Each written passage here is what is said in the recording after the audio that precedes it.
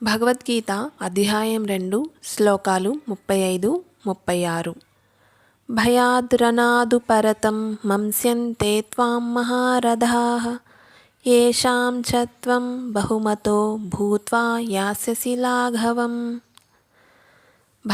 భయంతో, రణాత్ యుద్ధరంగం నుండి, ఉపరతం తొలగిన వానిగా, మంస్యంతే వారు తలుస్తారు, త్వాం నిన్ను, మహారథాః మహాసేనానులు, ఏషాం ఎవరికైతే, త్వం నీవు, బహుమతః గొప్ప గౌరవము కలవాడివి, భూత్వా అయినట్టి, యాస్యసి అవుతావు, లాఘవం చులకన.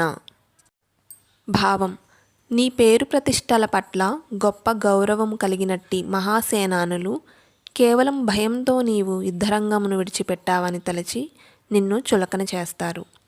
కృష్ణుడు అర్జునుడితో చెబుతున్నాడు, నీ సోదరులు పితామహుని పట్ల జాలితోనే నీవు యుద్ధరంగం నుండి వెళ్ళిపోయావని దుర్యోధనుడు, కర్ణుడు, ఇతర మహాసేనానులు భావిస్తారని అనుకోకు.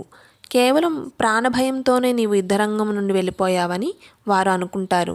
ఆ విధంగా నీ స్వభావం గురించి వారికి ఉన్నటువంటి మహాగౌరవము నాశనమవుతుంది. అవాచ్య వాదాంశ్చ బహూన్ వదిష్యంతి తవాహితాః నిందంతస్తవ సామర్థ్యం తతో దుఃఖతరం ను కిం.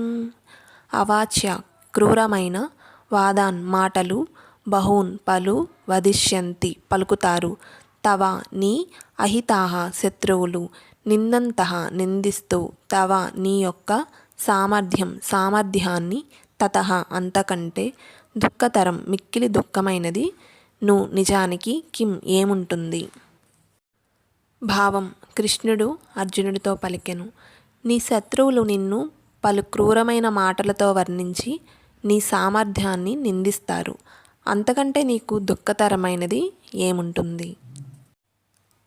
నా వీడియోస్ కొత్తగా చూసేవాళ్ళు కానీ ఇంకా నా ఛానల్ని సబ్స్క్రైబ్ చేయని వారు ఎవరైనా ఉంటే సబ్స్క్రైబ్ చేస్తారని కోరుకుంటున్నాను.